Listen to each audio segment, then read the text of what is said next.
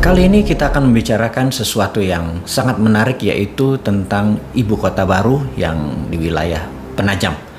Jadi menurut pendapat pribadi, Penajam akan sulit menjadi ibu kota baru yang katanya pada tahun 2024 Penajam itu akan siap untuk menjadi pusat pemerintahan Indonesia. Secara pribadi, pertanyaan pertama adalah siapa yang akan pindah ke sana? Apakah seluruh pegawai negeri di pusat pemerintahan akan pindah ke sana? Apakah pusat pemerintahan yang saat ini ada di DKI Jakarta akan segera bisa memindahkan lebih dari 500.000 orang yang terlibat di seluruh kementerian dan pusat pemerintahan itu bisa pindah dalam waktu 3 tahun ke depan? Tempatnya aja belum jadi, sarananya pun belum jadi. Jadi kalau kita melihat ingin memindahkan, katakanlah 5 juta orang ke Penajam tersebut. Kalau kita satu hari 10 pesawat aja yang ada digunakan, satu pesawat sekitar 200 orang aja, itu 2.000 orang. Untuk memindahkan 2.000 orang dikalikan 365 hari itu baru 700.000. Alias 5 tahun itu belum sampai 5 juta orang kita pindahkan yang setiap hari 2.000 orang. Dan itu tidak sederhana sekali lagi memindahkan orang ke sana. Pertanyaannya, kenapa orang mesti pindah ke sana? Dalam sejarah umat manusia bermigrasi, terbanyak adalah mereka yang pindah karena harapan tinggal atau harapan hidup di tempat yang lama sudah negatif. Untuk itu mereka memerlukan tempat hajat hidup yang baru, yang harapannya lebih baik, lebih cepat, lebih mudah, lebih sehat, dan lain sebagainya. Apakah di Penajam akan kayak gitu? Apakah di ibu kota baru nanti income seseorang naik 3-4 kali lipat dalam waktu yang cepat? Harapan apa yang ada di sana? Kalau tidak ada harapan yang lebih bagus dari tempat yang lama, siapa yang mau pindah ke sana? Kemudian, membangun infrastruktur. Membangun infrastruktur itu ada infrastruktur yang dasar seperti air, sistem jalanan. Infrastruktur itu bukan sekedar benda berpindah dari satu ke yang lain. Ada banyak sarana kesehatan, dan yang paling parah adalah sarana pertahanan. Kita tahu di utara Penajam, di wilayah Indonesia itu ada Malaysia, ada Filipina, ada Tiongkok, yang dengan kapal induknya kita disenderin di Laut Cina Selatan dalam waktu 2 jam itu sudah bisa mencapai Penajam. Dan pangkalan militer di sana tidak ada sama sekali yang bisa mengintercept.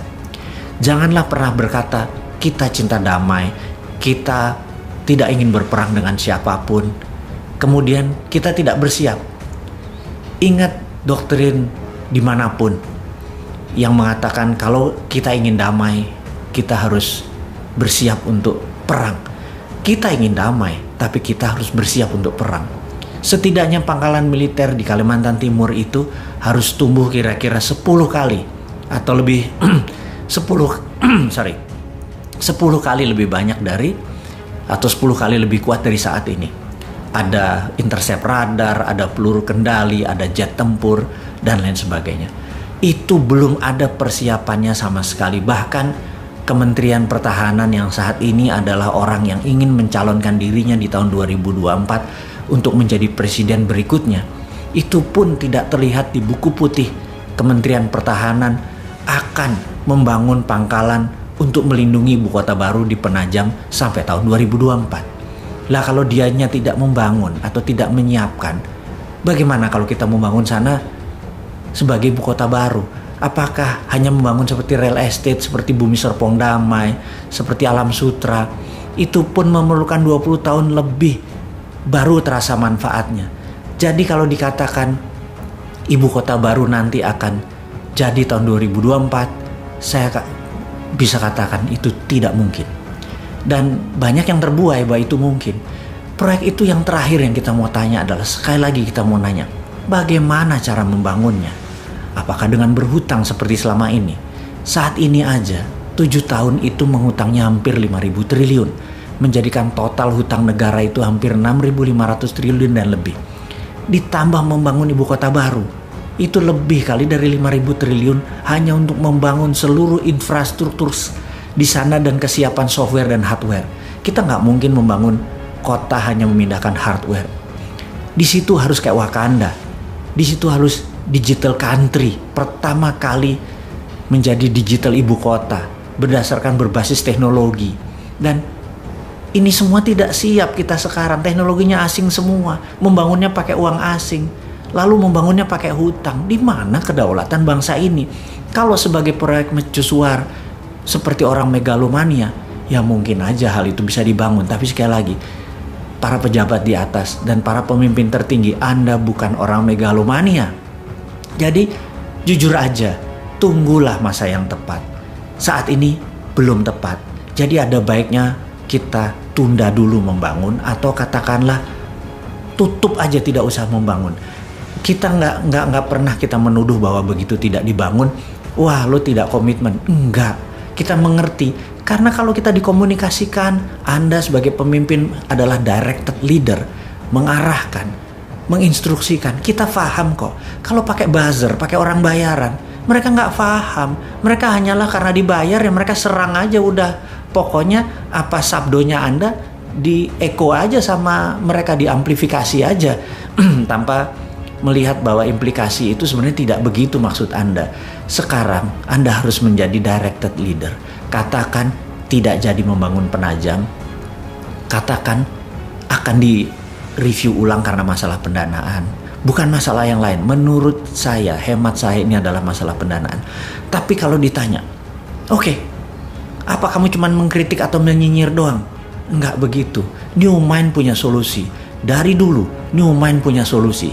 Dan pindahnya pusat pemerintahan tadi bukan ibu kota loh. Jadi membedakan. Kalau Penajam adalah ibu kota dan pusat pemerintahan. Namun kalau New Mind itu berbeda. Ibu kota tetap di DKI Jakarta. Ibu kota. Tapi pusat pemerintahannya kita geser. Kita lihat ada 5.000 hektar pulau reklamasi yang saat ini berada di utara Jakarta. Itu diluruskan. Itu sebaiknya diambil oleh pemerintah pusat. Bukan membangun pulau reklamasi, tetapi kita mengacu sebentar ke fakta dunia. Bahwa kota Amsterdam di Belanda adalah kotanya berada hampir 4 meter di bawah permukaan laut. Apa yang mereka lakukan? Mereka membangun dam yang sangat besar di laut, sehingga air tawar yang ke laut itu ke dam tadi, dan air laut tadi ditutup dengan giant wall yang besar tadi, sehingga bisa melindungi Amsterdam dan dengan kendali kontrol dari sistem perairan tadi. Nah, kita tahu Jakarta sinking atau menurun perlahan. Kalau didiamkan tanpa ada usaha sama sekali, Jakarta akan tenggelam. Yang terbaik adalah buat giant wall di utara Jakarta, menutupi seluruh teluk Jakarta, ditutup dengan giant wall. Dan giant wall ini di dalamnya ada yang namanya 5.000 hektar tadi atau 3.000 hektar tadi tanah yang akan menjadi pusat pemerintahan. Di sana akan kita bangun seluruh gedung-gedung untuk perkantoran, untuk sarana mengendalikan Indonesia, termasuk ada landing craft untuk tamu-tamu negara. Dan ini semua bisa dikerjakan karena produknya 100% lokal. Yang jelas, kita tidak harus mengganti atau menambah pangkalan militer yang ada. Kita tahu jika Singapura, Malaysia menyerang Indonesia, Pekanbaru bisa intercept. Jika Malaysia, Tiongkok dan Filipina menyerang Jakarta, Makassar atau Madiun bisa intercept. Juga jika musuh kita dari selatan datang, Madiun bisa intercept. Belum lagi Halim, itu dari sisi angkatan udara. Dari angkatan laut, Tanjung Priuk, one of the best. Jadi tidak ada satupun yang kita ubah di dalam sistem pertahanan melindungi ibu kotanya. Jadi selain biayanya murah, tidak antar pulau, ibu kota tetap Jakarta, tapi pusat pemerintahan yang digital, yang Wakandanya, itu ada di pulau reklamasi. Tidak ada ribut-ribut lagi di pulau reklamasi. Yang ada adalah solusi. Ini bedanya New Mind dengan Old Mind.